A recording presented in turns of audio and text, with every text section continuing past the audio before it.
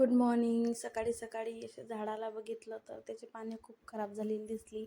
त्याच्यामुळं मग सगळ्या झाडांना स्प्रे करून घेतला. स्प्रे केला की ते पाणी हिरवेगार दिसतात आणि छान दिसतात, खराब होत नाही. त्यानंतर या झाडाला पण तसेच करून घेतले.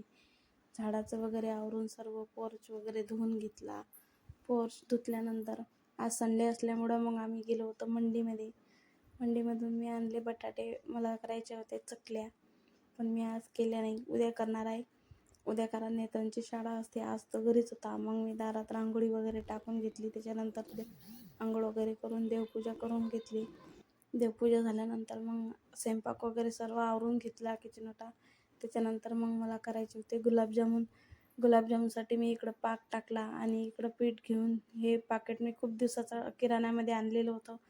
मी म्हणलं मग आता करून टाकावं, आम्हाला गावाला जायचं आहे परत, मग ते तसंच राहणार. त्याच्यामुळं मग आज घेतलं मी ते करायला. दूध टाकून ते भिजून घेतलं आणि त्याच्या गोल गोल गोळे केले. गोळे झाल्यानंतर मग ते तळून घेतले. तळून झाल्यानंतर तोपर्यंत पाक झालेलाच होता. पाकामध्ये मी विलायची, थोडे खोबरे किस असे टाकून घेतले आणि त्याला थंड व्हायला ठेवले. त्याच्यानंतर गुलाबजामुन तळण पूर्ण झाल्यानंतर मग एक एक गुलाबजामुन त्याच्यामध्ये सोडून ते झाकून ठेवले. असे केले मी गुलाबजामुन.